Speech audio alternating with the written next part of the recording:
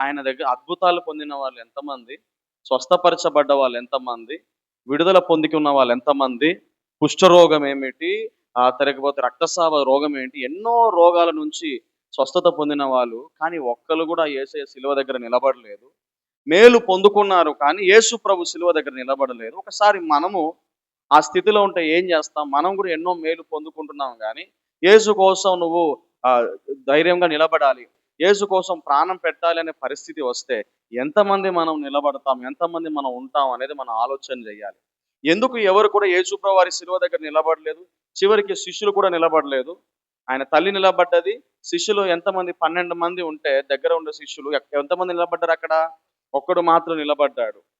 అంటే నేను యేసు ప్రభుతో పాటు ఉండేవాడిని అని తెలిస్తే నన్ను కూడా అరెస్ట్ చేస్తారేమో, నన్ను కూడా ఇబ్బంది పెడతారేమో అని భయపడి వాళ్ళు దూరం అయిపోయారు. పేతురు అయితే ఎన్ని మాటలు పలికాడు, ఎన్ని మాటలు చెప్పాడు పేతురు. ఆ పేతురు ఎక్కడున్నాడు ఈరోజు? కనుచూపు మేరలో కనిపించలేదు. అయ్యా అందరూ నిన్ను విడిచిపెట్టొచ్చు కానీ నేను మాత్రం నిన్ను విడిచిపెట్టను. అందరూ నిన్ను విడిచిపెట్టొచ్చు కానీ నేను మాత్రం నిన్ను విడిచిపెట్టను అని చెప్పాడు. కానీ ఆ పేతురు ఇప్పుడు ఎక్కడ ఉన్నాడు? దాచుకొని ఉన్నాడు. నన్ను కూడా పట్టుకుంటారేమో అని.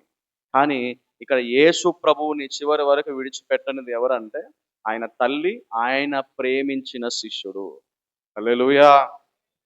ఒకటి మనకు చివరి వరకు కూడా మన ప్రతి ఇబ్బందికర పరిస్థితుల్లోనూ అంతము వరకు మనతో వచ్చేది దేవుడు, ఆ తర్వాత తల్లిదండ్రులు. హల్లెలూయా! ఇక నాకు శారీరకంగా తల్లిదండ్రులు లేరు అని అంటే మనకు దేవుడిచ్చిన ఆత్మీయమైన తల్లిదండ్రులు, స్పిరిచువల్ ఫాదర్ అండ్ మదర్, వాళ్ళు మనకు చివరి వరకు ఉంటారు. ఎందుకంటే వాళ్ళు ఒకవేళ వ్యక్తిగతంగా, శారీరకంగా వాళ్ళు మనతో లేకపోయినా వాళ్ళ ప్రార్థనలు మనతో పాటు ఎప్పుడు ఉంటాయి. వాళ్ళ ఆశీర్వాదాలు ఎప్పుడు మనతో పాటు ఉంటాయి. దేవుడిచ్చిన తల్లిదండ్రులైన సేవకులు, సేవకురాలు.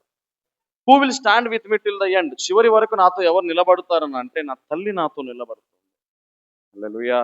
ఆ మాట నన్ను అక్కడ అట్రాక్ట్ చేసింది. యేసు ప్రభువారితో చివరి వరకు ఆమె నిలబడ్డది.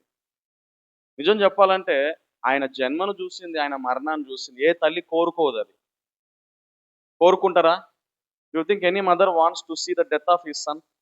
ఏ తల్లి కూడా బిడ్డ పుట్టడం చూడాలనుకుంటది గానీ, బిడ్డ నా కళ్ళ ముందు మరణించాలని ఏ తల్లి అనుకోదు. ఏ తల్లికి జరగనిది ఆమెకి జరిగింది. నిజంగా లోకరక్షకుడు పుట్టాడు. రెండవది ఏంటిదంటే బిడ్డ కళ్ళ ముందు చనిపోతున్నాడు. నేను ఈ మొదటి విషయం నుంచి నేనేం అర్థం చేసుకోవాలి? నేను ఏం నేర్చుకోవాలంటే చివరి వరకి మనతో ఉండేది దేవుడు, ఆ తర్వాత మన ఆత్మీయ తల్లిదండ్రులు. దేవుడు మనకిచ్చిన తల్లిదండ్రులు మనకు చివరి వరకు ఉంటారు.